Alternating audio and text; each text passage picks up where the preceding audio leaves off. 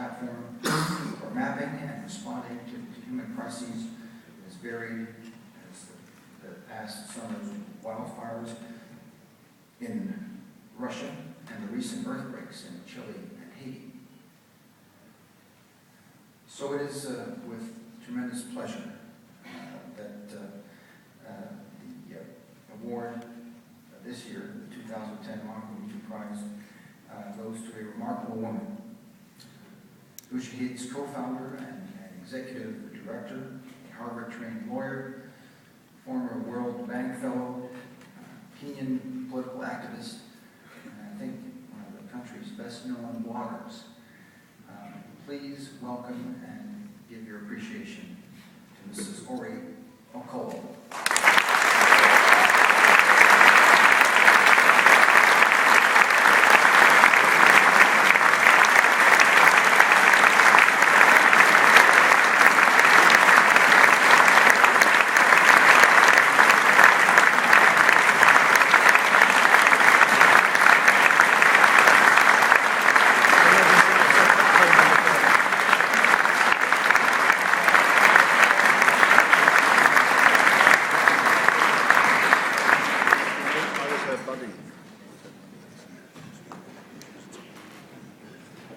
Wow.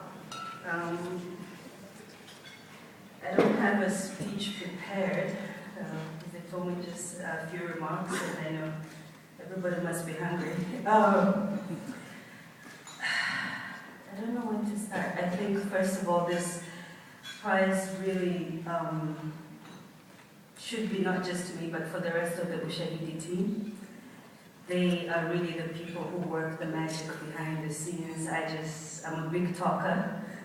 It's no coincidence that I'm a lawyer. And so I did a big talk, but they make all the magic happen. And it's been such an incredible journey. It's almost 3 years since the post-election violence period in Kenya in 2007. And I remember I had not slept for almost a week. I'd been covering the violence in my blog 24/7, and this is where the idea of Ushahidi was born. And to see the impact that we have had and what it's grown, and really for me, it's about a number of things. So first, to the team behind us, they're just amazing. Second, this is to the community that has really made Ushahidi international and local. If I look at all the countries where the tool is being used, from Afghanistan to the US, DC, London, Chile, Brazil, I think in pretty much every major election, citizens are able to tell their stories using Ushahidi. And not just for crisis situations, but also just local events that are happening. And just the support that we've had from translations to building features. If I look, when we have our team meetings every week, we're in 7 different time zones, which is crazy.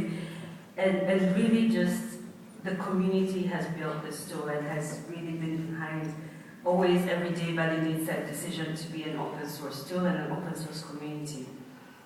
I think, third, I'm really most proud, if you ask me the thing I'm most proud about Ushahidi is that we are demonstrating that Africans can produce software and not just consume it. And that is really what we're about, is saying we can compete, we can build, we have the talent, and most of the time we're innovating at the edge. And it's no coincidence that the Ericsson CEO is saying he's in Africa every 2 to 3 months. I was just speaking with Google, they're saying they're in Africa every month. He's coming to see what's going on. I believe that we have the ability and the capacity to really drive the edge of what innovation in technology will be.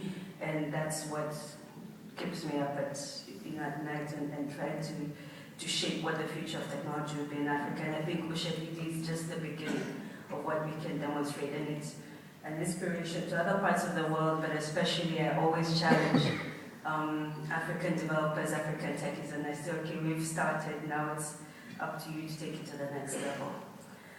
I think finally, I have to say a huge thank you to my wonderful husband. and family.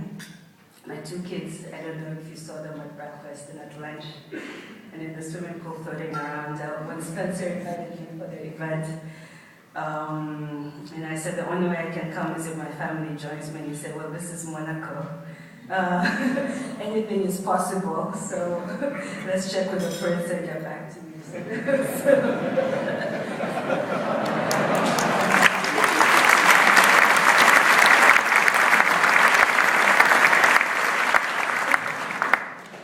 So thank you.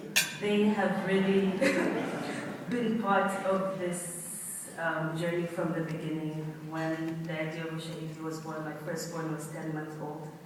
Had my second child in the middle of starting up, trying to raise funding, not knowing, quitting our jobs and not knowing how we were going to make our paychecks, but determined to bring this thing to life. And I traveled quite a bit. I'm on the road.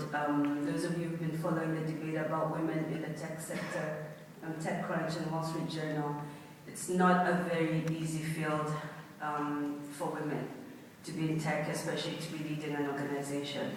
And I, in particular,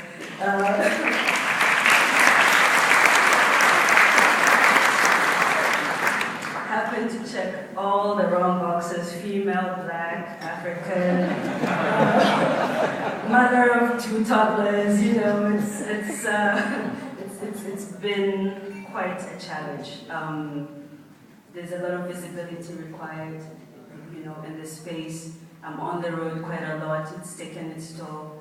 And really, I couldn't do it without the support of my family and my very tolerant children who have words like Skype and email and conference call and laptop in their vocabulary now because of what I do.